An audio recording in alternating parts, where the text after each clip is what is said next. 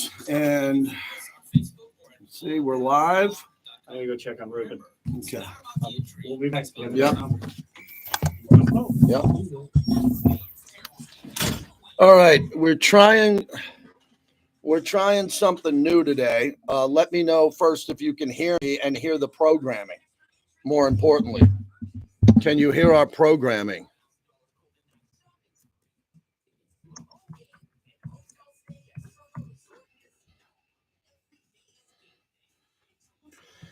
All right, check 1, 2, 3. Why do these microphones get loose all the time? I don't know. You know? All right, so you can hear me. Can you hear the programming? We have like commercials going out. Can you hear those?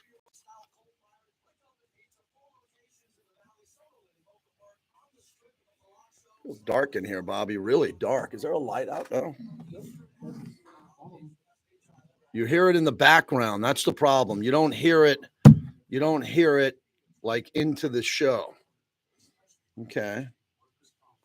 That's interesting. Yeah, it hasn't been this dark in here. I don't know what's going on. A couple people saying it's dark. You're right. Yeah.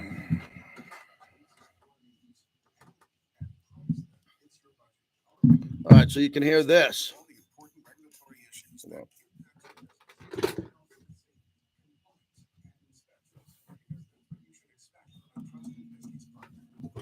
All right, you can hear this. Visit our website at pgmnv.com to receive a free cost savings analysis now. That's pgmnv. Yeah, you hear it from the headphones and the speakers, not the stream. That's what we're trying to figure out. Got an engineer in here trying to figure that out. We'll figure it out soon. Yeah, you can hear this when I put this headphone up against it. The Rich Eisen Show following the morning tailgate. Weekday mornings. Yeah.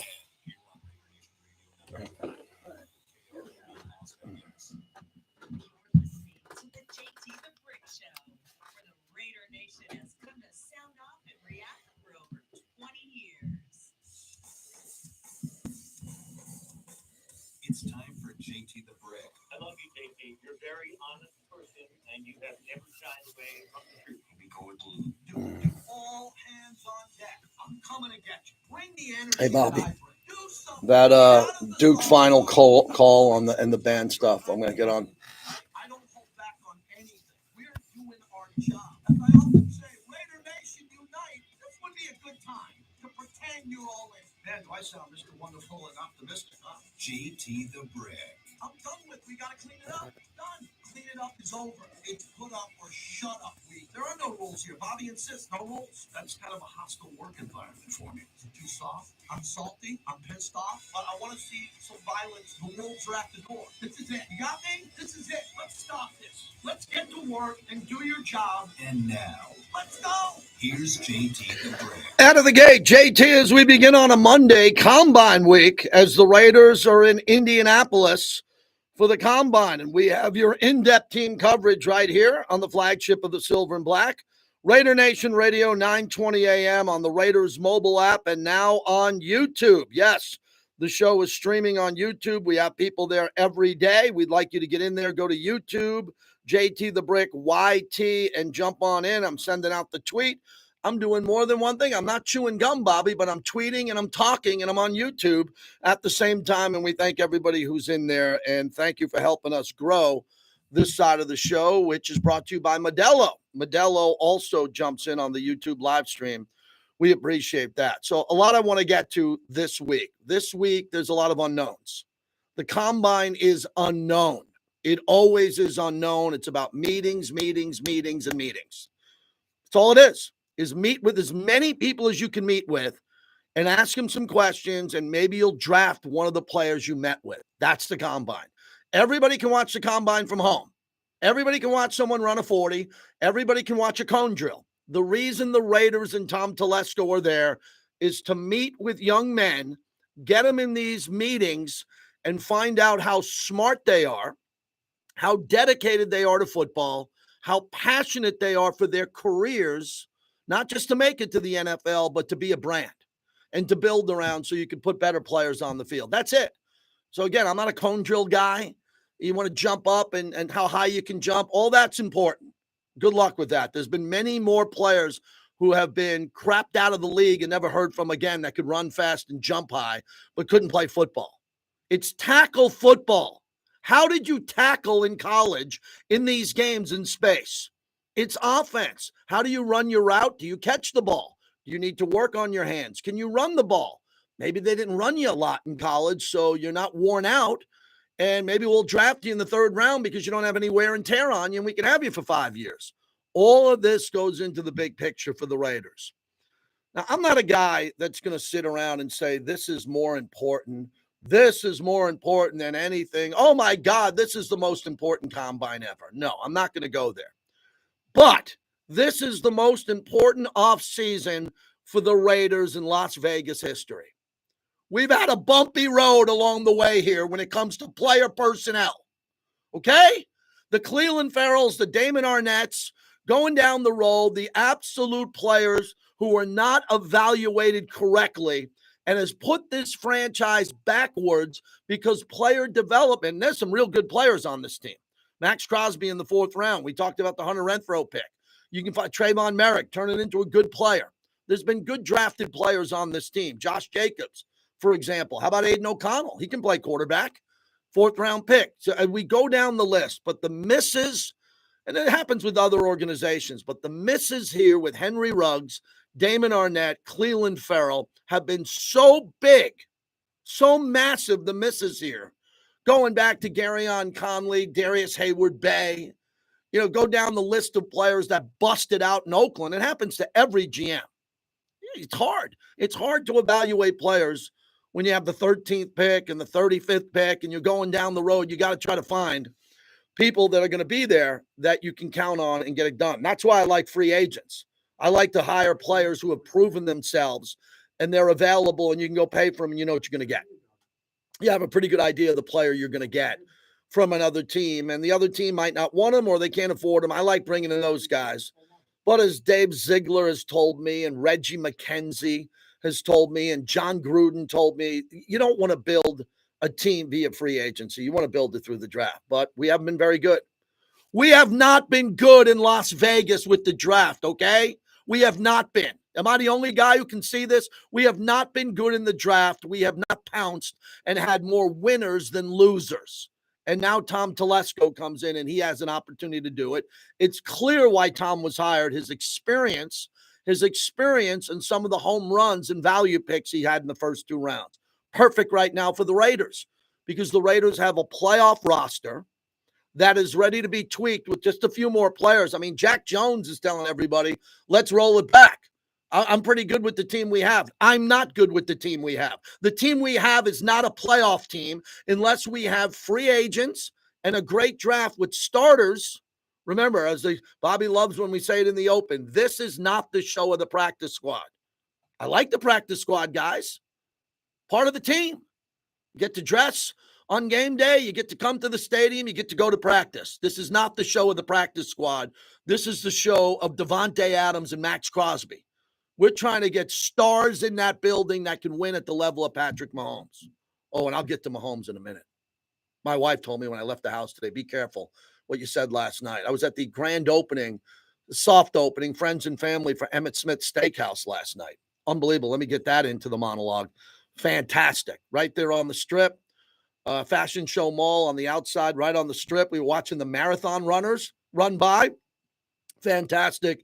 And I had one of the best meals I've ever had in Vegas, from sushi to steak to pasta, bolognese it was just fantastic. So I wish all my friends over at Emmett's, as it just opens up, Todd Parmalee, Kelly Jones, Chef Steve Menino, my whole friend crew there, a tremendous success. We had a great night last night, but when we were sitting around talking, one of the guys said to me, he goes, what's up with Mahomes and Kelsey here at our nightclubs? I said, yeah, I saw that, man. They're here celebrating again. I'm like, they celebrated after the Super Bowl, but right after the Super Bowl, Mahomes had to go to Disneyland. Then they had the parade in Kansas City where, unfortunately, a woman died. And now the guys are all back in Vegas celebrating in our nightclubs. And they're putting "We Are the Champions" up in our nightclubs and the Chiefs logo. And my wife says, you got to calm down, man. They're the party capital of the world. People are allowed to come here in their 20s and 30s and go to nightclubs. I said, no, but I got this feel, just me. I'm not in the nightclub circuit anymore, but I got this feel like they're trolling us. What, are they going to come to Vegas every other week and we're going to open up all these nightclubs on the Strip and throw Kansas City cheap parties? We got to stop this crap. I don't mind you come here for celebration for the Super Bowl. I know they won the Super Bowl. They come to Vegas. Enough's enough. Mahomes is undefeated in Las Vegas. He comes here and he's everywhere, wearing a hat on backwards, drinking a beer. He's at Encore, then he's over at Zook at Resorts World, and he's here or there. Yeah, put this to an end, man. Yeah, put this to an end. What the hell's going on out there, as Vince Lombardi might say? Well, you're going to have a Chiefs nightclub party every weekend in Vegas? Was Johnny Katz going to have to go on the Strip and video Patrick Mahomes on stage with our favorite DJs, and they're all wearing Kansas City gear? Why am I getting worked up on that? Because I don't want that to happen anymore. I want Max Crosby in nightclubs with the Lombardi Trophy, not Patrick Mahomes. I digress. So, with all that being said, the Combine is this week. We're going to talk to Q Myers, who's out there, Vinny Bonsignor, Brandon Cristal today, who's an insider in Denver. I got him booked to come in, and we will drop in some insiders from the Combine who basically are going to tell me what I just said in the first 10 minutes of the show. How'd everybody look in shorts? How's the interviews going? But they do get access.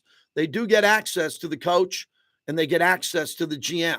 And we'll have those press conference feeds, and we'll be able to do that. So that's quickly what I wanted to mention. And Peter King retired today.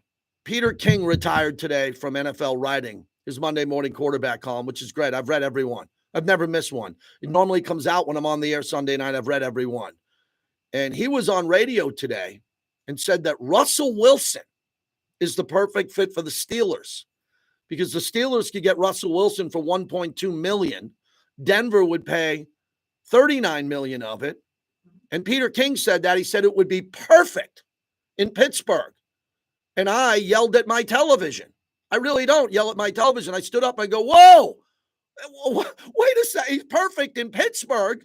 Why isn't he perfect in Vegas? If I can get Russell Wilson for $1.2 million, the veteran minimum, or even $2 million, we got slot cornerbacks who don't even play that make that money on the Raiders. Get me Russell Wilson for 1 year. You know what Peter King said? Great point at the end of this radio interview. He said, it's great for Pittsburgh. It's a 1 year deal. If he plays well, they're a playoff team. If he doesn't play well, it's a 1 year deal. You move on. I was like, that's perfect.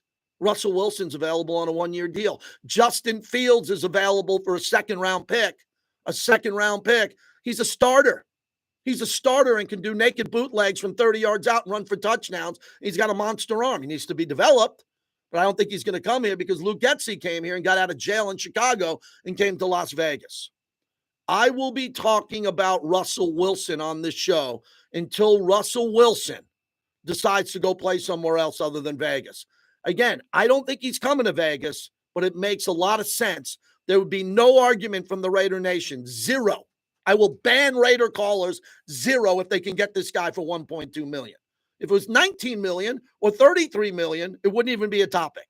But if Russell Wilson is available for the veteran minimum and Peter King thinks it's a great move, I think it's a great move at the veteran minimum. Something I'll dive into a little bit later. Brandon Cristal will join us.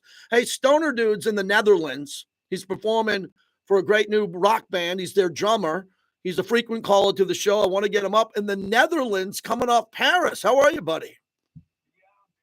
First of all, listening to your monologue, I agree with you, JT. I like veterans too, but we obviously should get some future players, some future stars to compete with these other future stars out there. But yeah, man, you have the awesome opportunity to join a very famous old school punk band called the Dead Boys. There's a movie out there called CBGB, and they're actually featured in the movie, and the redhead kid from Harry Potter plays my boss, Cheetah Crow. So it's kind of a big deal. I'm really happy to do it. We're in the middle of it, doing 16 shows in 8 countries, and we're bouncing around. Our last show is going to be in Finland. We were in England. I'm getting a crash course on Europe, JT, but I'm listening on my mobile app, 920 Radio Nation. And JT, the trippiest part is I'm calling from the future. I'm 9 hours in the future. That's really weird. You also I'm sorry, JT. you also said you love the food. You're trying the Parisian food. You're eating in the Netherlands. You're our first caller on the mobile app ever from the Netherlands, and you're ahead in time there. So you're enjoying the food there, huh? And the beverages. JT, you have it, man. It's the whole of the world out here for food, man. The ingredients. I'll tell you right now, you never had French bread until you had it in France. Right. You haven't had fish and chips until you had it in England, in Scotland. So yeah, oh my God, and of course I found the local dispensaries out here. I got the hookups. I'm eating all the food. I'm having the time of my life. And speaking of time of my life, one of the best time of my life is celebrating great times with the great Phil Vilano, who it's his birthday. Yes. JT for Foo, and Foo used to always come up to Ricky's when the band Raiderhead would play there. I would just give him the mic, JT, and he would just let him go off and talk about how he hates the Kansas City Chiefs. And I had to mention that, of course, in response to your comments about Patrick Mahomes. The things that we've been feeling this past few weeks since the Super Bowl. But that was then. This is now. We got a new draft. We got a new regime. I love Antonio Pierce's coaching staff he's put together. He's constantly feeding everybody the mantra of the Raider way. I love every bit of it, JT. I'm in the mean streets of Eindhoven. How do you say it? Eindhoven, that's it. Eindhoven, Netherlands, about an hour and a half away from Amsterdam. It's a long road. I'll probably be back home in early March. JT, looking forward to seeing you out there partying back in Vegas again. Thank you, Stoner Dude. Checking in from the Netherlands. How cool is that mobile app, huh?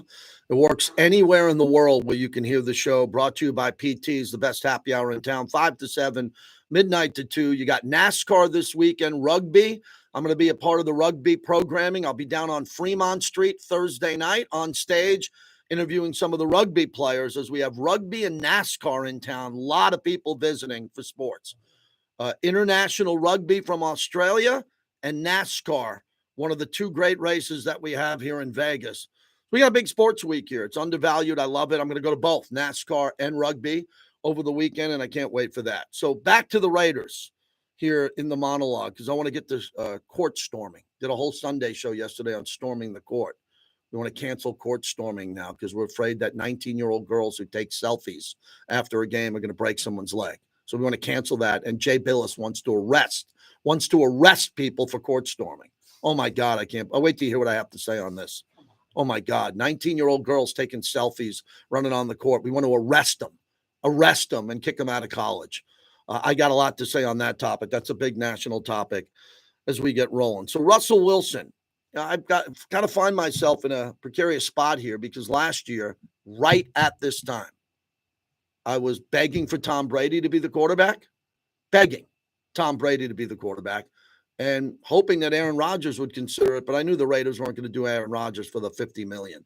They just weren't going to do the price on Aaron Rodgers. But Devontae was here, and that got us through a couple of dead zone shows, Bobby, talking about Aaron Rodgers or Tom Brady, knowing that the odds weren't very good. I don't think the odds are very good for Justin Fields or Russell Wilson, but I'm going to make sure I turn over every stone and talk about this. I'm sick and tired of Raider fans saying they don't want a player because he didn't play for the Raiders. I'm done with that topic. What, the Raiders only allowed to get Jaguars and Commanders? They're not allowed to get Patriots and Broncos? Kansas City has no problem bringing in Patriots and Broncos, and they're going for a three-peat. I'm sick and tired of Raider fans saying, I don't like a football player because he doesn't wear our colors. Too bad. Jim Plunkett, every time, was a New England Patriot in the San Francisco 49ers. He's on the Mount Rushmore of Raider achievements. He didn't play for the Raiders, wasn't drafted for the Raiders until Mr. Davis salvaged him. Other players are available to play for the Raiders, and you should welcome them all. And you should say, thank you for coming here. You get a fresh start with our team. We're going to back you. We're going to get behind you, and we want you to win because we can't win without you. We don't win anymore. We don't win Super Bowls. We want to win Super Bowls, so I'll take a chief like Chris Jones. Ideally, Chris Jones, that's the number one free agent is available. What is the number one weakness on the Raiders? Defensive tackle domination. Got some good defensive tackles around here. Some decent ones. None of them go to the Pro Bowl. None of them go to the Hall of Fame. Let's get a guy like Chris Jones in here. You know why? Because you take him away from Kansas City and you add him here. Chester McLaughlin went from here to Kansas City. Yeah, other players have left and gone. I watched the football life with Jerry Rice. Jerry Rice went from the Niners. Bill Walsh let him go. He went to the Raiders, and then he went to the Seahawks. And I couldn't believe when Jerry Rice retired. You know where he retired? In front of a Bronco microphone. He got cut at the Broncos training camp. And Jerry Rice in front of the microphone says, I guess this is it. I think Jerry Rice is the greatest football player maybe of all time. Put on a bunch of different jerseys. We, the season ticket holders, got to get players who wore other jerseys in our building who are productive and want to be Raiders. That's my focus of the offseason, including the draft. So everyone who is available, everyone who's available in free agency, I want to be able to talk about how to bring them to Las Vegas, where we don't have any state taxes, and we have the ability to start your career over again and have a chance the way all great Raiders did it in the past. Oh, my God. The Raider history from Super Bowl 11 through 18 was built on Al Davis finding players who were no longer wanted by their original team to come to play in Los Angeles or Oakland, and they became unbelievable. Maybe the greatest of all time, Ted Hendricks from the Packers, Baltimore. Ted Hendricks, one of the greatest players of all time, pure Hall of Famer, not drafted by the Raiders. Go find Ted Hendricks, please. You won't find him. There's only a couple of guys that you compare, but go look for a Ted Hendricks, please. Go look for a player who can come in here and have an impact. And I think that's what Tom Telesco is going to do. So that's the monologue. Want to hear from Raider fans. Now, what's the topic that I gave you today? What's the topic that we're going to talk about? The topic that we're talking about in general every day is going to be quarterback. Okay, quarterback's the topic every day. Before I get in here, I click live on YouTube, JT the Brick YT, and Bobby and I are looking at each other, quarterback. We don't care if we ruffle any feathers. We don't care if we ruffle your feathers on the quarterback. Okay? Everybody? We don't care if you're offended that Aiden O'Connell might not be the starter and there might be someone else. We don't care that you're offended that Russell Wilson wasn't born a Raider. We don't care that you didn't like Baker Mayfield. We got to do our job. We need a quarterback. And Aiden O'Connell, who's going to be here. He's good player. We got to find a quarterback, Jaden Daniels. I think Jaden Daniels is the best option, but if New England takes him at number 3, then all 3 quarterbacks are gone in the first 3 picks. Now we're in the boat for J.J. McCarthy, Bo Nix, or Michael Penix Jr., which I think those guys are all better than Aiden O'Connell on paper, but not year one. They never played a down in the NFL. So you're not going to the playoffs with the guys never played a down in the NFL, most likely, unless it's Dan Marino, who went to the Super Bowl as a rookie. Very hard to do that. So in Tom Telesco, we trust. We hope that Tom comes through and does a lot of analysis and finds the quarterback there. And if the Raiders are going to get a really good quarterback, they're going to have to trade some draft equity to go up. And that's what these meetings are about. You know, sitting down with Jaden Daniels. Caleb Williams isn't going to throw. Jaden Daniels are not throwing. They're not throwing at the combine. They're there for meetings only, and then they're going to have pro days. And I'm sure the Raiders are going to be there. But the Raiders at 13 don't have a lot of leverage unless they want to give up not 1, but 2 first-round picks. And I'm fine with that. I am fine with that going forward. I've seen these first-round picks the last couple of years, and if we can go back in the hot tub time machine and trade the Cleveland Farrell pick and the Damon Arnett pick and trade out a few of those and got a quarterback then, I think the team would have been in a different situation. But I like the roster. I like the team. I like the direction of the coaches. And I like the energy of Antonio Pierce with the Mahomes rules, which was a nice offseason topic last week. And that's quieted down this week. So we're going to see what happens here. And again, coming up next, your phone calls. Let's get Raider 66 up there because it is Phil Villapiano's birthday. We did a big job with Freddie on Friday. Let's do it for Phil Villapiano today. Here's Raiders 66. Hey, good afternoon, JT. How you doing today? Great, buddy. What's happening? Oh, yeah, it's Foo's birthday. And you know, he was a diamond for the Raiders. Mhm. This is his diamond birthday, 75. Yes. Can you believe it? Wow. The guy was the second-round pick in 1971. And, you know, we're talking about, you know, the combine here and then the draft coming up. And we did actually get our Ted Hendricks. That's Max Crosby. Mhm. Remember when he came out and Yeah. Mark saw him on film and said, that's Ted. So we did get him. But yeah, hey, Rich Gannon was Kansas City. You've got Lyle Alzado was a Bronco. So forget all this stuff about getting guys that played on other teams. Just win. We don't care who it is. But back in '71, 70 was a tough year for the Raiders, and John Madden said, you know what, we need to get better tackling. And so he went to the scouting staff for the '71 draft. He said, doesn't matter what position they play. He goes, I don't care who it is. We take our number 1 and our number 2 pick, and we pick the best tackling guys out there. So what did they do? They got Jack Tatum first round. Wow. Bill Villapiano second round. He said problem was fixed. He said, I got those 2 guys. They instilled tackling and toughness back in the Raiders, and they were on their way. And that's what you do. This year, it is quarterback, as you said, JT.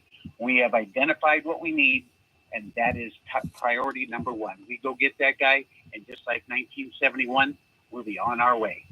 Thank you for the time, Phil. Have a great birthday. And JT, thanks for the time. Yes, thank you. And let's all wish Phil Villapiano. That's a good thing. I said that the other day on Friday, that when these legends over the age of 70, we don't do a birthday every day for a guy who's 28. But a guy who's a legend for the Raiders, got Super Bowl rings, having a birthday. I could get Phil on the radio in 5 minutes. I'm not going to call him on his birthday. I texted him today. He's out golfing. He's living in the desert, living the dream. But happy birthday to Phil Villapiano as we open up the show. That opens up a phone line for you. Very interesting topic on the court storming. I'll get to that coming up. But what's the one goal that you want the Raiders to accomplish at the Combine? We are fans. Okay, I'm going to interview insiders throughout the week. Okay, they're going to tell me a bunch of things. I want to know from you, the fans of the great Raider Nation, what would you like to accomplish at the Combine? What room is the most important to you? Clearly, quarterback is very important. But is there anything else that you think is a priority that the Raiders better get out of Indianapolis with an answer to? I don't have a lot of concerns. I think they are pretty good. I'm seeing a lot of mock drafts having the Raiders taking a corner or a defensive tackle. We've taken a lot of defensive tackles in the draft that can't even get on the field unless he's a stud. The kid from Texas, I'll go through the list. That's one thing. A cornerback high. I mean, I came through the world of Fabian Washington and some of the other guys, Garyon Connolly. That makes me nervous too. But quarterback is a priority, and I truly believe right tackle. I'm the right tackle guy here in the building for the next couple months. I want a right tackle who could start, that played in the league and went to at least one Pro Bowl. That's my goal. A cut down guy, whoever it is. I want a starting right tackle so I don't have to worry about the right tackle and Colton Miller at the left tackle, depending on who we have the quarterback there. What are your needs at the Combine ahead of the draft? 702-365-9200. Also coming up, court storming, an important topic. UNLV is a basketball team, D1. I want to get your opinion on a very important national topic today, and you all should have an opinion on it. A Duke player, Filipowski, got injured at the end of the Wake Forest game because fans ran on the court. What would you do to change that? I have a couple of opinions. I did this show yesterday on Sunday, took some great calls on this topic. What would you do to stop court storming or tweak it? Because I don't think we should stop it. I love when college kids run on the field and run on the court. How would you fix it with security? What would you do? Be specific. 702-365-9200. And jump on our YouTube feed. It's live. You'll come in studio with me. YouTube, JT the Brick, YT. All right. Yeah. Two cuts here are basically the same thing. This is just the full. Well, I'll take the full. Well, how long was the full? Mid-20. All right, that's fine. Yeah. I'm going to play the Wake Yeah, Forest. yeah, coming out of that. I don't think that's what the head coach even wants. So I think he would be coming to a situation. Mumford and Illuminor were suitable at right tackle last year. They weren't great. I'm looking for greatness at right tackle. I'm not looking for suitable guys. I think they're good players. I'm looking for rock stars. Cisco, happy Silver and Black Day. Cisco, the Black Hole in Vegas. Go to the Black Hole, become a fan, theblackhole.com. Eric Allen was an Eagle. Yeah, you're right. T from the 203. He was an Eagle. He turned out to be one of my best friends and great guys and a legendary Raider. Should have gotten the Hall of Fame this year. Eric Allen got royally screwed.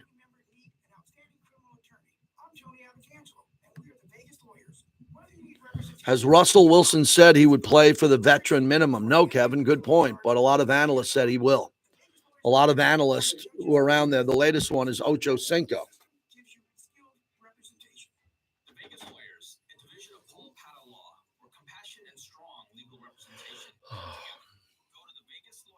JT, the Raider wide receiver depth is thin. Well, you got Trey Tucker.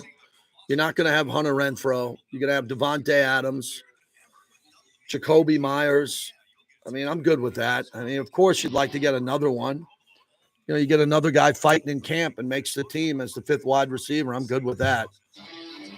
I want the ball to go to the star wide receivers. Bobby can load up it. Thanks. And remember, I consider Michael Mayer a receiver. I'm done with this tight end bullshit. A tight end who, like Gronk, and Michael Mayer's not Gronk. He's got to become and put up. Remember when Darren Waller put up wide receiver numbers? I didn't call Darren Waller a tight end. I called him a receiver. We need someone like that. How was everyone's weekend? Anybody do anything great? Let me know in the chat. Anybody do anything great sports related over the weekend? Let me know.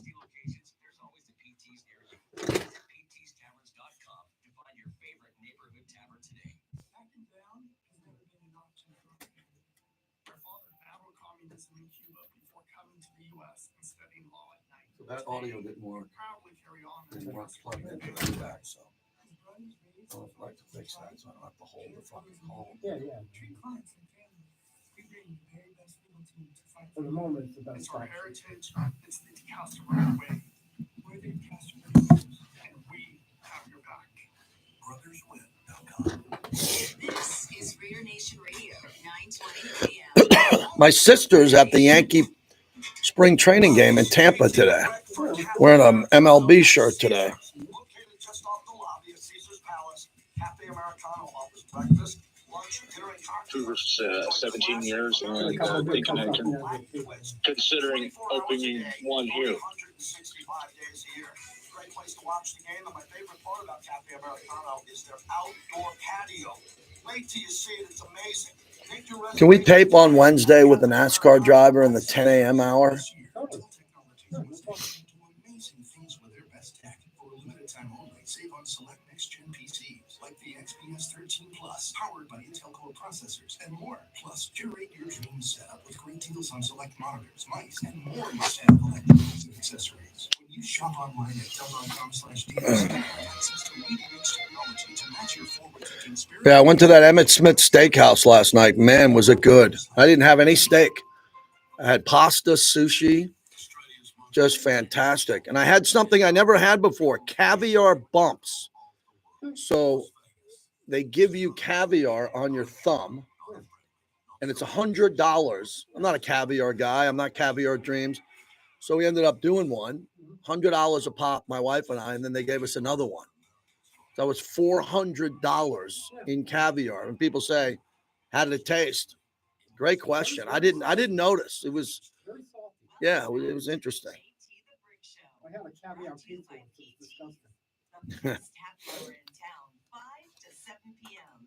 and midnight to 2 Wake a.m. Forest. Inbounding for Duke. It's Mitchell. Mitchell, long pass in the front court. Intercepted by Cam Hilliard. Horn sounds, and Wake has done it.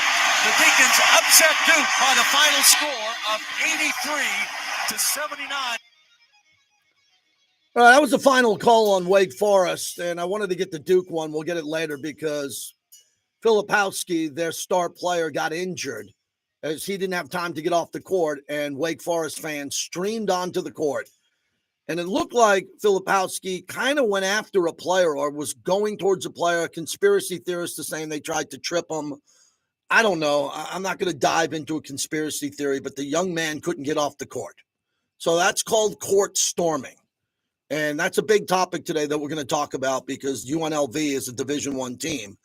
And UNLV, obviously, back in the day, was one of the greatest programs in basketball. I don't recall, tell me if I'm wrong, if anybody's old enough to remember, whether was there court storming in the Larry Johnson, Stacey Augmon days at UNLV home games because they were the favorite. You normally court storm when you're the underdog and you beat a better team. I was at a court storm in Syracuse. I saw that. Saw a Syracuse-Georgetown game. I've never court stormed. My son, who graduated Oklahoma, court stormed. Last year they had a big upset. I'll ask him the game. And he stormed the court his senior year and took selfies with his buddies. So everybody now is worked up on this topic.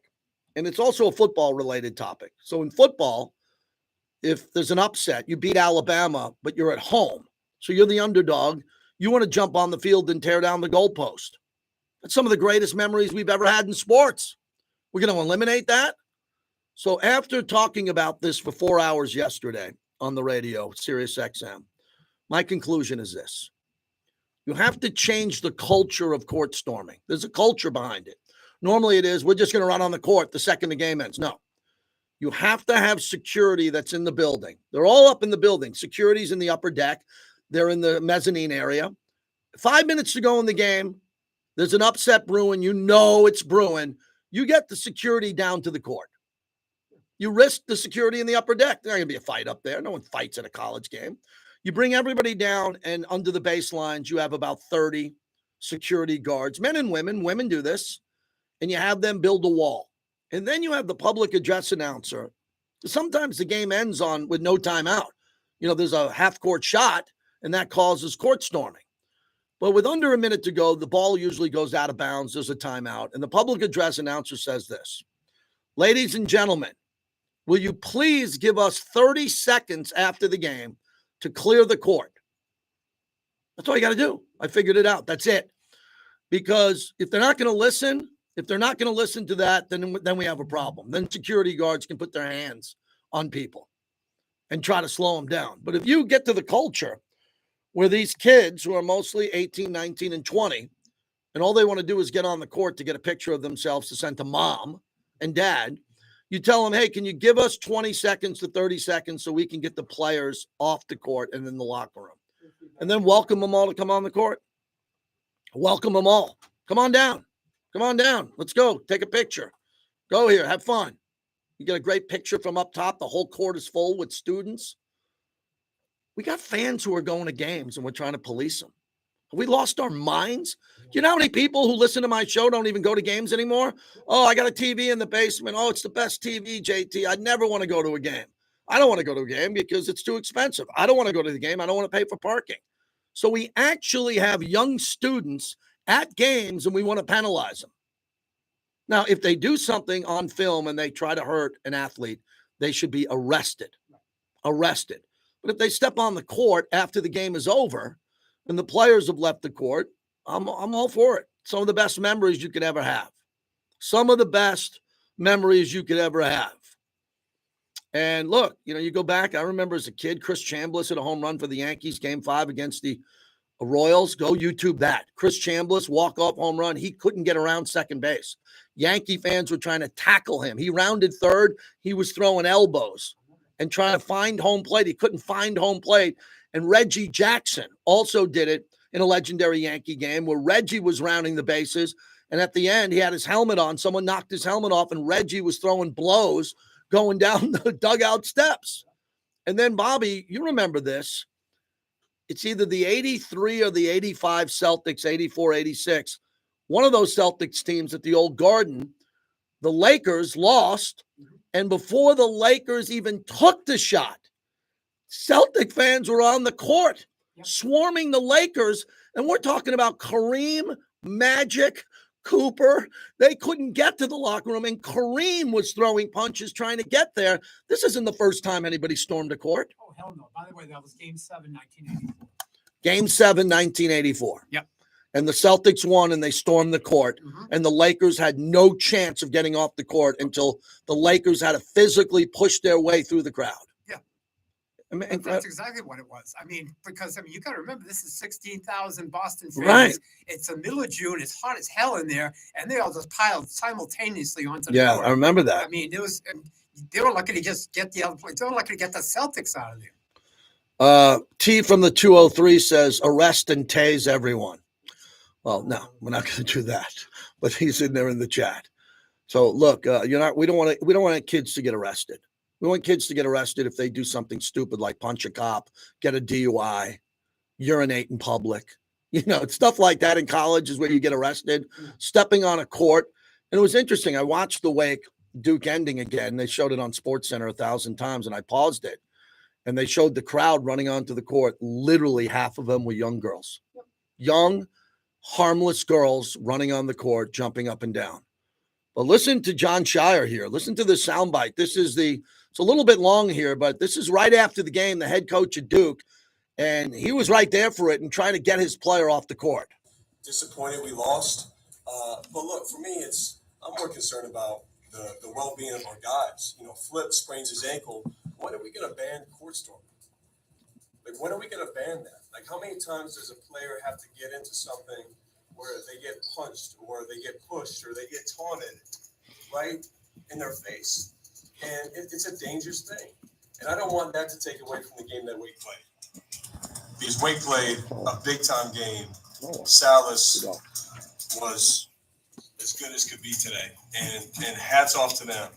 Like, you look around the country and Caitlin Clark, something happens. Now Flip, I don't know what his status is going to be. He sprains his ankle. And it's one thing, like when I played, at least there was 10 seconds in the court, you would storm the court. Now it's the buzzer doesn't even go off and they're running on the floor. This has happened to us a bunch this year. It's part of it. I don't want this to take away at all from Wake. They earned it. They deserve the win. Steve is a hell of a coach. I respect the heck out of him and his team. They're really good.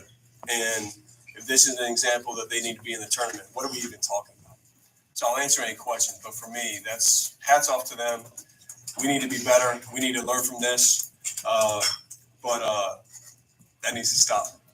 And he says it needs to stop. You know why he said that? He's the head coach of Duke, and everybody stormed courts against Duke. When you beat Duke, going back to Christian Laettner, you want to storm the court. Now, let me tie this into the Raiders. As we brought to you by the DeCastroverde Law Group, the brothers have your back. Alex and Orlando DeCastroverde, if you get into an accident, if you get injured storming the court, call the DeCastroverde Law Group at 702-222-9999. A lot of people have come up to me over my career with the Raiders and said, what's it like at a Raider game? I hear it's violent. Countless times. Family, friends back east, what's it like? I'm intimidated to go to a Raider game. I go, to be quite honest with you, and this has to do with the LA Raider games back in the day. I rarely saw any problems in Oakland, but I knew there were at times isolated incidents. You go into a place with 60,000 Raider fans and you're wearing a Denver jersey back in the day, in the 90s or the early 2000s. I'm not saying there were no fights, but I didn't see a lot of it. But now I live in Vegas, and I tell everybody here, you got to be pretty stupid to get arrested at a Raider game in Las Vegas. There is artwork. You can eat off the floors. There are chandeliers. There's a nightclub. If you're dumb enough to be walking through a Raider game where cops are everywhere and do something so stupid that you're going to get arrested, you should be arrested. I mean, it's a brand new building. I've not seen anything. I'm sure there's an isolated incident here or there. Every Raider fan loves to post bang, bang, Niner fan when there's a big Niner fight. You see how many fights there are at Charger games at SoFi? I mean, big ones. And Raider fans are in the mix of it some of the times on the road with the Charger fan. I'm not saying it doesn't happen. All I'm saying is that when you go to a game, you want to see greatness. And when you go to a game where your team's not supposed to win, that's called an upset. When your team rarely gets an upset in your lifetime and you're a teenager, you have the right to have fun. I am not the fun police. I'm not telling you not to have fun at a game, but I don't think anybody should be able to go on the court and intimidate someone and punch them. That's why we do have cops and cameras. That's why we do this. But I don't know. I like to go to games. I see it as a much bigger picture. These are the students that actually go to games. We got a problem here in Vegas at UNLV. I am a huge Kevin Kruger guy, Lon Kruger guy. You see the crowds over at the Thomas and Mack when Reno's not in town? You see some of those crowds? You know how many students don't go to the UNLV game that should be lining up a half an hour before the game, tailgating, having fun? They don't go. How many times you go to a UNLV football game in the best stadium in the world and half of the lower bowl isn't full? And we're trying to tell people what they can't do at a game to have fun? Just don't do anything really stupid. That's what I tell my kids. Don't ever drink and drive. Don't ever punch someone. Don't ever get in a fight. Don't be an intimidator. Don't be an idiot. And the kids at that Wake Forest game, some of the men who got on the court quickly and were running full speed towards Filipowski, that's reckless. You can court storm. You're not going to lose your spot on the court. You'll get to the spot where you want to take your selfie. Just don't hurt any players. Sea-Dog is in Georgia. He's been waiting the longest. Sea-Dog, go ahead.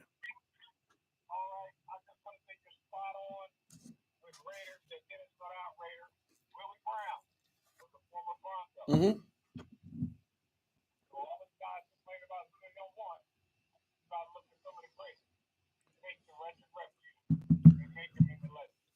Well, I got a bunch of Raider fans that think that Russell Wilson is a bad guy, who thinks Russell Wilson, who's been a Walter Payton Man of the Year and goes to children's hospitals with kids who have cancer, is a bad guy. No one who calls me ever met Russell Wilson.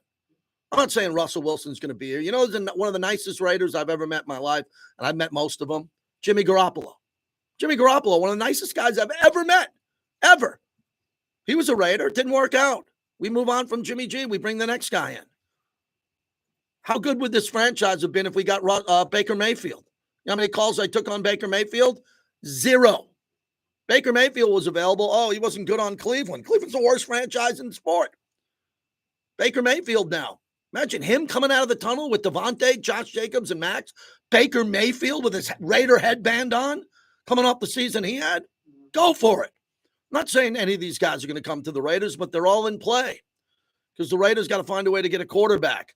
Mike in Staten, Italy, high-end security, retired detective. How do we clean up court storming, Mikey?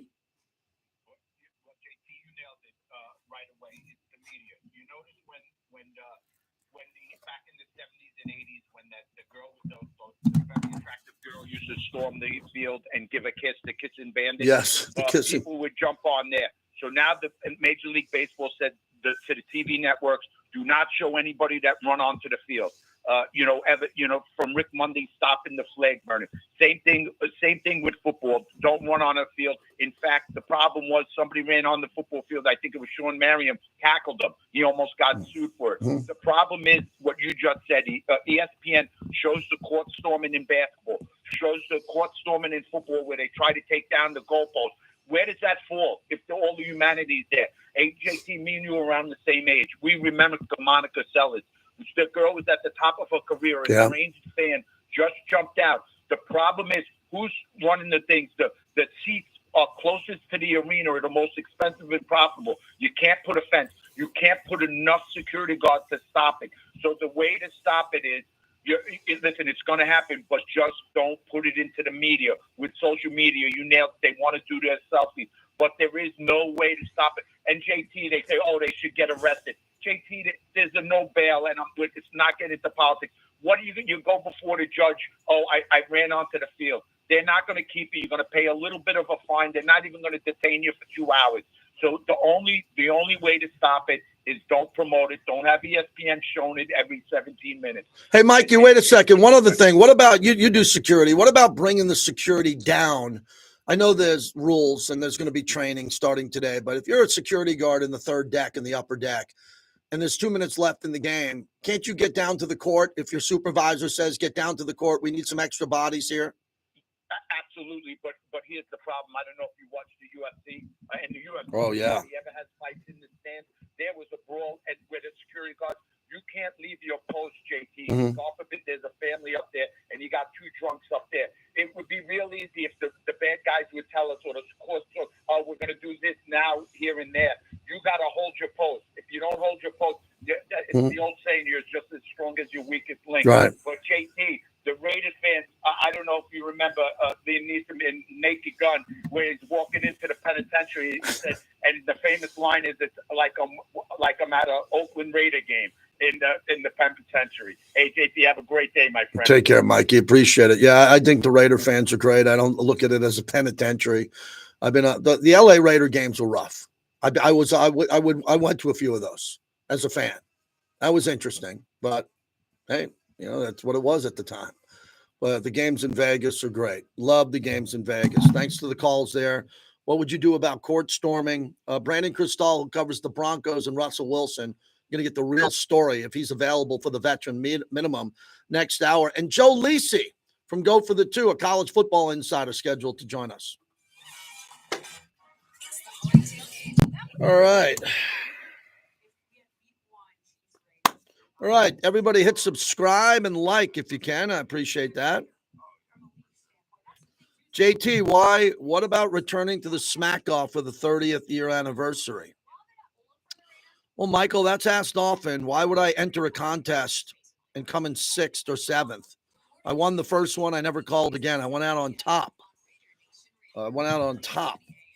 And my career is proven I don't have to be a caller on that platform anymore. But I love co-hosting or hosting the Jim Rome Show whenever Romey asked me to host for him.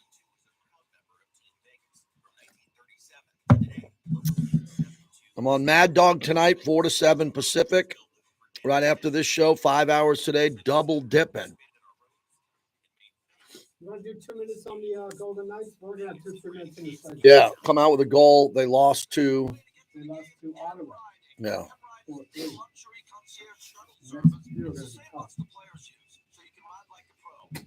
Yeah, not working. It's not coming through. Yeah, no big deal.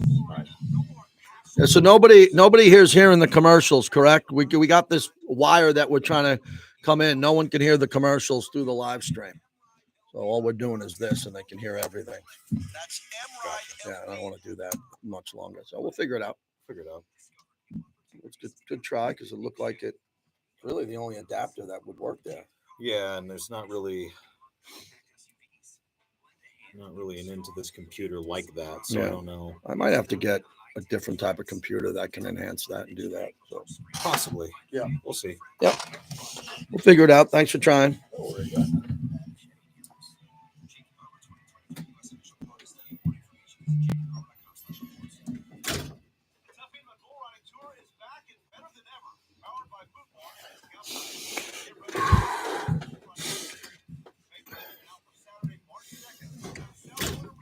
Yeah, I need to get a ring light in here too because it's dark. I think it's because I have a hat on. Thanks, Cisco. We're trying to figure out how to hear the commercials and the programming. I wouldn't want to hear the commercials and the programming that much. If you do, you can watch and then you can stream on the phone and do all that. But we want to make it easier for everybody. Kyle, JT, you think the Yanks can beat the Astros this year? I love the Yankees this year because it's Stanton's last year, and Juan Soto's a hell of a player. You're in the middle of that lineup, Bob. You got Stanton, Judge, and Soto. Okay? If those guys stay healthy. You got to get by Tampa Bay and Baltimore. Yeah, I'm not worried about Baltimore. Baltimore did not win a game last year in the playoffs. They did not win a game in the playoffs. And I can't say shit. My Sox are going to suck. My Sox will very well be the worst team in the league. Devers is talking a lot of smack, isn't he? They're all talking smack. They're all fucking pissed off. They're not spending any freaking money on free agents. Our pitching is going to be worse than it was last year. They're ready to have a full-scale revolution over there. Well, thank God for the A's. I won't be the worst team in the league. I went to Panda. They told me about all my options. We talked about bankruptcy, but for me, that wasn't the best option. In fact, here's the Panda now. Thanks, Panda. If you've got debt, make sure you call a full-service debt relief law firm, not an attorney that only sells bankruptcy. Adam Schefter says the Raiders are not in the market to franchise tag Josh Jacobs. I wouldn't either. Well, again, I don't get in front of Josh's money. The franchise tag is $14.14 million. It's a lot of money. Well, I don't know if they're going to actually re-sign him. They might just be going with Zamir White. Yeah. Zamir White's a good player, man, but I like Josh Jacobs right now. He's also got 6 years on. Yeah. Okay, so The good thing about Josh Jacobs is he's so young. I mean, he is young. All right. It's got about 3 minutes. Welcome back to the JT the Brick Show. Brought to you by the Black Hole. Become a member of football's most notorious fans. Marcia Soda Theodore. Top of the right circle, Stevenson. Chandler scans. Shoots and scores! Laser inside the long post. power play goal, a 2-0 Vegas lead. Stevenson's 11th goal and his third on the power play. Dan Duba on Golden Knights Radio, and it didn't hold up. They only got a point in that game. Vegas is 4-5-1 in their last 10 games. They trail Vancouver now by, 11 points. How quickly did that happen? Vancouver, 82 points. Vegas, 71. Edmonton, 68. Las Vegas, we got a little bit of a problem here. Mark Stone is out indefinitely. Other guys are banged up. They don't seem, Eichel, Bobby, you're right, and they don't seem to be bringing the juice into the barns every night that they're playing in. They don't seem to be. Now, that's what happens when you win the Stanley Cup. You can't elevate your game to play at Stanley Cup Game 5 with that type of energy every night. But everybody now is feasting on Vegas, Bobby. You do the games, you run the games, you hear the crowds. When the Knights are on the road, every team wants to bury them, and they're starting to do that. Oh, you better believe every team wants to bury them. They're the Stanley Cup champions. Yeah. Of course they want to go after them. Plus, with the exception of Marcia, pretty much every main player has been out injured for an extended period of time this year. And you've got this mediocre goaltending problem. Yeah, they played a lot of games, Vegas, over the last couple of years. Adam Schefter on Twitter. The Raiders will attempt to re-sign free agent to be running back Josh Jacobs, but they are not expected to tag him.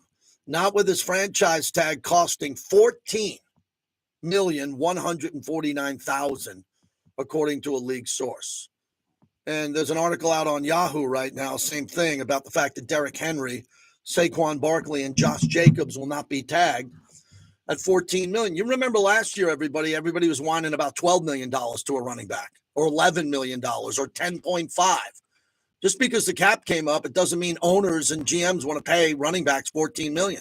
They don't want to do it. I would, because I think, it's another $2 million. You can figure it out. But for Josh Jacobs to be here, Josh is going to have to sit down with Tom Telesco.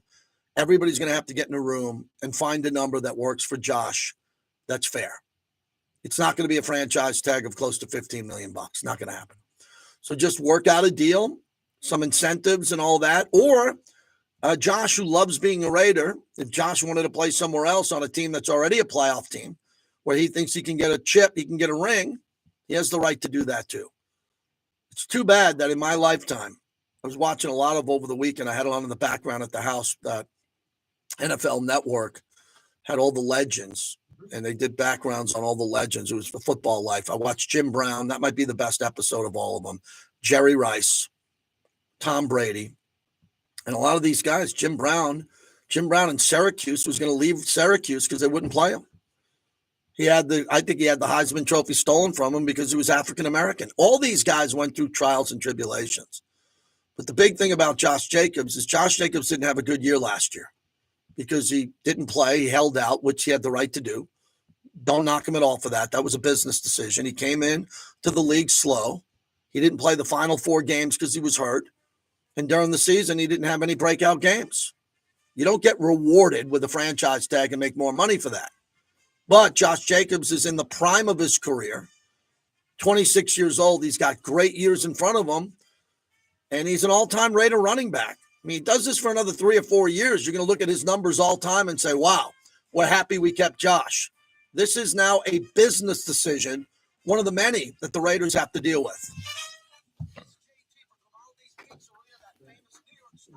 Yep. Any idea what's on Crystal? No, I'm texting him now. See if he wants to come on. He just landed in Indy at that. Yeah, Mike, I talked about Emmett's new restaurant last night. It was fantastic. I didn't have steak, and it's a steakhouse. I had everything else you could have. It was top of the line. Fantastic.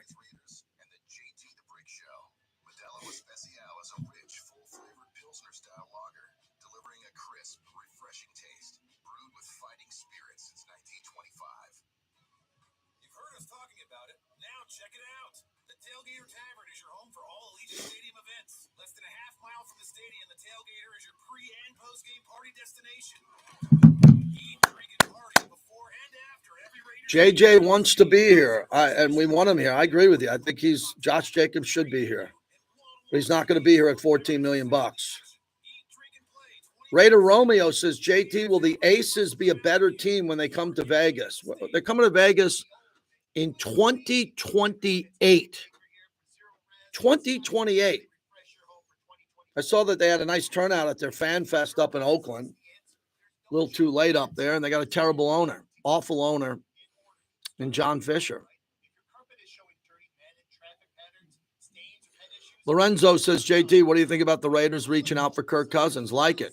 Like it. Fine with Kirk Cousins. Kirk Cousins comes to the Raiders, they make the playoffs. Remember, if Kirk Cousins or Russell Wilson come to the Raiders, they go to the playoffs. They're in. Okay, if they take Jaden Daniels or Michael Penix, they might go to the playoffs in years to come, but they're not going to go to the playoffs right out of the gate. Aiden O'Connell could take them there, but Russell Wilson at $1.2 million or 2.2 or 4.1 million. See, everybody, here's what I think is going on with Russell Wilson. He wants to stick it to Denver. He really wants to screw Denver. So Denver owes him $39 million guaranteed. Whatever the difference is, so if he signs for $10 million, Denver's only going to owe him $29 million. So if he wants to stick it to Denver, you play for the minimum of 1.2. And still Denver's got to pick up $38 to $39 million of it. That's the only reason why I like Russell Wilson, other than the fact that he's a Walter Payton Man of the Year and a Super Bowl champion. I'm not pounding the table for Russell Wilson. I'm just saying that, man, he's a great player, and the Raiders would have a great quarterback still in the prime of his career.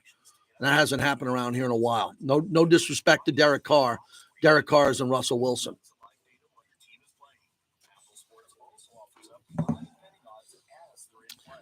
Yeah, I'm not watching the Dynasty yet on Apple TV. I'm watching Commanders of the Air. Is that the name of it? Watching that series on the bombers in World War II. Holy shit, did those guys. It's a miracle that they came back. And, you know, there were a lot of Bob Feller, Ted Williams. There's been a lot of people, historic athletes who flew those bomber missions over Europe. Pretty good chance you were going to die pretty quickly if you flew those giant bombers that were unbelievable targets for them to shoot down from the ground. Or, you know, the Germans had unbelievable air superiority at one point. They were flying at this, trying to blow them up. That's a pretty crazy show.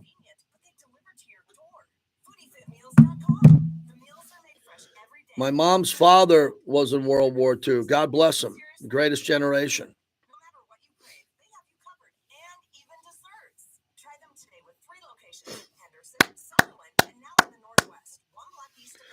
I think it's a Chick-fil-A day. You a Chick-fil-A guy, Bobby? Nope. I still haven't. I'm gonna go to KFC. I still haven't eaten meat during Lent. I back off on Fridays, and I'm not. Yeah. It's weird. I'm not even interested. Brought to you by Commissariat I think it goes from being back in school. Tequila of the JT the Brick Show. It's time for JT the Brick. The Raiders need a wake-up call right now. If you don't progress and get better, they will cut you or trade you. Masters You don't throw of the the ball Air. out Yeah, of that's the bounds when show. you're down 8. There is no excuse for that. Everybody knows that my philosophy is to play fast. So Brandon at 1:30 and Joe Lisi. How long's Joe? 10 minutes, 11 minutes. So we'll have a break, go to Joe, and then go to Brandon live. Until the janitor says we're closing the lights out, you guys got to go home. We're going to run it. We're going to run it. We're going to run it. Give the ball to Devontae, Jacoby, and Hunter, and Michael Mayer. I don't care who the 6th receiver is. JT the Brick. Too many people are getting comfortable. Smarter, faster, more explosive players who are disruptors. Everything that you can read that was negative and wasn't positive in this game, I gave you in the first 5 minutes of the show, and I do it 5 days a week on my radio show. There's no sugarcoating here. You're a Raider fan. Act like it. Get behind the team. And now, here's JT the Brick. Back out of the gate, hour number 2 on the flagship of the Silver and Black. This is Raider Nation Radio, and I'm live on YouTube, something we've done, and we think it's catching on well. We want people to go to YouTube, JT the Brick YT. Come on, everybody's on YouTube. You're listening to the show. Subscribe and share, and let's get more Raider fans in here. Again, we're trying to build this thing slowly. So a year or two from now, when we really turn on the camera, in a different type of studio, and we're doing it, and it's ripping. You're going to say, man, I was one of the first to be on that YouTube page. Thanks to the loyal crew that is there right now as we're talking about Masters of the Air on Apple TV. The Academy Awards are coming up. Every year I do a podcast with the young film critic, Lights Camera Jackson, on the Academy Awards. That's coming up wherever you download your podcast, JT and Looney. Had a good weekend. So Friday we had a rugby interview with the CEO of the National Rugby League. He liked it so much, he called me and asked me to help do the player interviews Thursday night on Fremont Street. As Australian Rugby's in town, they're playing at Allegiant Stadium. I just got off the text with Jeff Motley over at the Las Vegas Motor Speedway. We're going to get some NASCAR drivers on this week. Excited about that. It's a good weekend of sports here. Let me tell you what I would do, because I'm doing this. This is exactly what I'm doing. Saturday, I'm going to Allegiant Stadium for rugby. It's going to be epic. It's beer, it's cold beer, it's rugby, it's physical, it's great. And these are real professional teams, and the games count in the standings back in Australia. So it's going to be good. And then Sunday, head on out to NASCAR at the Las Vegas Motor Speedway, which I've been doing for decades, and I like that. Like to see NASCAR. I like the noise. I like the tailgating. I like the fun of NASCAR. So you got two big events, national events here in town. So that's a good weekend here overall. I like good weekends in Vegas, and we're going to knock that out. We have a lot of the crew that's out at Indy. Q's there, Vinny Bonsignor. We're going to have them both on this week. Q's grinding as always. He's out there doing it. And Vinny is obviously, as an insider and a rider, he's out there also. Levi Edwards, maybe Eddie Pascal. We'll try to get everybody on here and get the vibe for what the Raiders need to do. We're also talking about court storming. A Duke player got injured as fans from Wake Forest ran out on the court. There was definite contact, and a player got injured. How do you stop it? I just think you have to tell the fans that you can't do it immediately following the game. You got to give us 10 seconds. And if the fans can't wait 10 seconds, then you do what you got to do with the fans.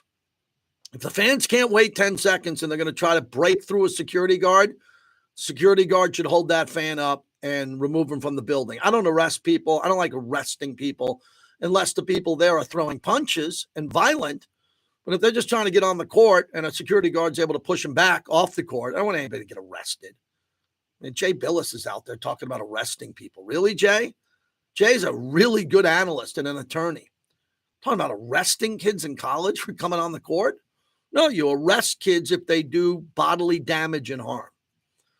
So for UNLV, look, it would be like UNLV playing a top 5 team, and UNLV is not ranked in the top 25. They're playing at the Thomas and Mack. They win. Or, look, it's not going to happen here, but UNLV needs to they have to win the conference tournament to get to the tournament. If UNLV makes it to the final of the conference tournament here in the Mountain West and they storm court after the game and Kevin Kruger's lifted up and they're taking him to the national tournament and he's going into the NCAA tournament, I'm all for that. I don't think it'll be violent. I don't think Kevin Kruger or any of his players will get hurt. But all it takes is one player to get hurt, and then that could really change everything. Joe Lisi coming up on this topic, and also the playoff in college football and the draft. He's one of the draft insiders that we're going to have on coming up here, which I'm excited to talk to him. I mentioned Vegas Golden Knights. They're not playing well. They look tired. They're injured. They look uninspired. Hopefully this road trip wakes them up. Also, minor league baseball, to me, is spring training. My sister's at the Yankee game today with my brother-in-law sending me pictures. I've never been a spring training guy. I love going to see AAA ball across the street from my house. My wife and I walk to the ballpark over there in downtown Summerlin. Love that. But I'm not a guy that likes to sit through spring training. Never been my thing. Because I never lived, Bobby, in a spring training city. You know, I've lived in San Francisco, Los Angeles, Vegas. So big league weekend's kind of fun overall, but I don't like to go sit there through. I make a living doing NFL games during the preseason. I like that. You get a chance to see it, but I'm not I know you watch a lot of Red Sox and spring training because it keeps you up and you play fantasy baseball. So you want to watch these guys play. Oh, of course. But I mean, for me, right now, March, it's hockey season. It's getting to be college March Madness coming up. Yeah. I'm not so much on the preseason stuff. But you know one thing, I know a lot of people from here that go down to Arizona. Yes. And they'll go watch a few games down there because it's relatively cheap and it's a quick trip down. Yes, you're right about that. It's a little day trip. My son's a junior at Arizona State, and he's got a bunch of walking distance from campus, spring training games that he's able to go through. So for the Raiders, if you missed the first hour, some people for lunch listen to the first, second, you podcast it. I appreciate that. What do the Raiders have to do at quarterback? That's the focus of the combine with Tom Telesco, and what they're going to be able to do and how they're going to all they're going to be able to do at the combine, because a couple of the good quarterbacks are not going to throw. Jaden Daniels is not throwing. Caleb Williams is not going to be throwing. His interview these quarterbacks. JoJo Wooden has been named Senior Director of Player Personnel for the Las Vegas Raiders. The Raiders tweeted that out 2 hours ago. We welcome JoJo to the Silver and Black. Hopefully we get him on the radio here and talk about his vision with Tom Telesco and what they're able to do and how they're going to be able to prove this. I think that Russell Wilson is an option. Peter King came on radio today. Peter King retired today from writing columns. Quick story on Peter King. So I've been lucky to I've interviewed Peter King 50 times throughout my career. He's harder to get to now, but every year when he showed up in Napa at Raiders training camp, and in Napa, you're walking around with shorts on, you're in the lobby, and I'd see Peter. And Peter would pull me aside and knew what I was doing with the Raiders, and he'd give me about 5 minutes. What an honor for me. Hey, man, tell me about this guy. Tell me about this. What do you think about the season? And I'd see Peter at a winery, or I'd see Peter at the hotel. What a gentleman. What an outstanding gentleman Peter King has been. So he retires from writing today. So when I got up today and I saw the news, I called Looney, my podcast partner, and we talk every day for about 10 or 15 minutes. And I said, is this the death of journalism when Peter King doesn't have a job? No one's hiring him to write. Ooh. You go to college for journalism? What are you going to have to do when you get out? You have to write about politics, sports, the economy. And I was talking to Tom Looney about it. We started to say, kids in their 20s and their teens don't read anymore long form. Everything's on a reel. Everything's a Stephen A clip of 22 seconds of Stephen A raising his voice, and I love him, on sports. What about the history of the sports writer like Peter King? Now, I consume and read The Athletic with Vic Taford, Deshaun Reed. I read everything Vinny puts out. Everything Vinny puts out, I read. But I'm in my 50s. I'm talking about kids in their teens and 20s. When was the last time you saw a kid in your household or anywhere at a coffee shop or whatever with a newspaper open? No. A newspaper. I said it right, a newspaper.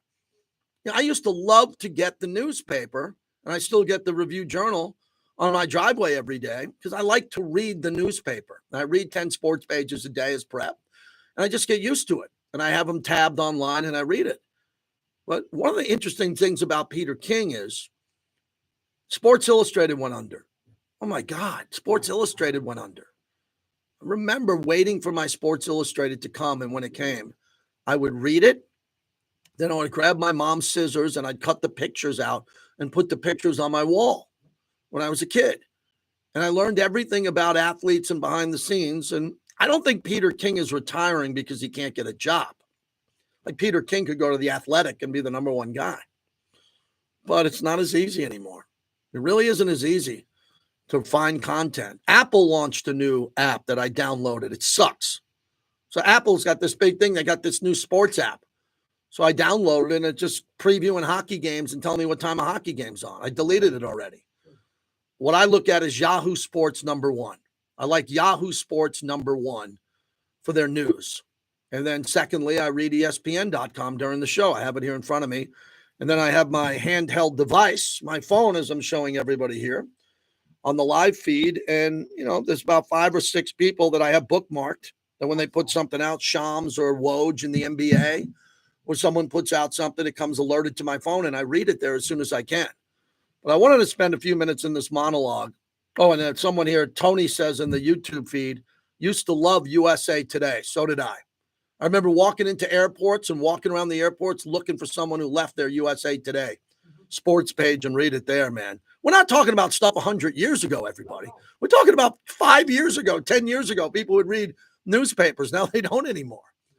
So I wanted to touch on Peter King because of the memories that I've had with him at the Pro Football Hall of Fame. I've seen him at parties that I've emceed. I've turned around and there's Peter King. You're like, wow, Peter gets it. One of the great journalists and good guys who are out there, and he'll do fine things and do a lot of great things. But the newspapers, we have a great sports page in town here. We have a fantastic sports page here in town, the Las Vegas Review-Journal. And I used to read the Sporting Green up in San Francisco all the time. When I was in the Bay Area, I loved the Sporting Green and would read that too.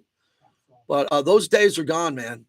And I just appreciate that you listen to me for 10 minutes or 2 hours, or today 5 hours I'm on the air. It's very humbling that we have an audience here and we're trying to grow it, not only on the flagship, but especially on the YouTube feed. So that's what we got. Joe Lisi will join us next. Go for the two. Brandon Cristal from the Combine on Russell Wilson. What's the deal with Russell Wilson? Will he play for the Raiders on the veteran minimum? Oh, my God. Basically, would he play for free for the Raiders or Pittsburgh? Who are the teams that are going to target him? We'll get into that as we continue on. Brought to you by the 872 Laborers, led by Tommy White. Thank you, everybody. Thank you. Signing off. 4 p.m. tonight. 4 p.m. Pacific. Sirius XM, Mad Dog Sports Radio.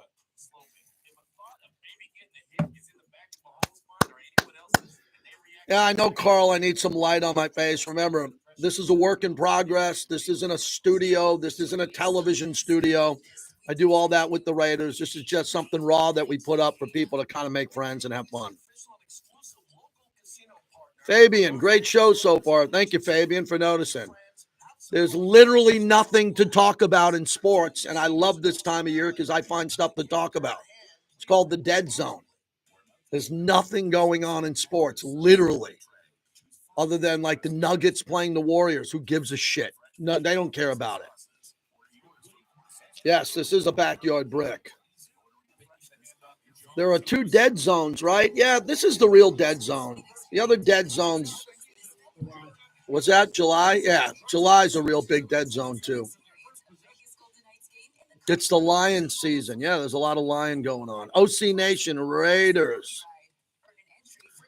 All right, we'll see you back here tomorrow as we're building the show for the rest of the week. Appreciate everybody on the YouTube live stream. Share it with friends. Put out a tweet for me, man, with the link. Let's go. Put out a link that says, man, you can listen to the show on YouTube.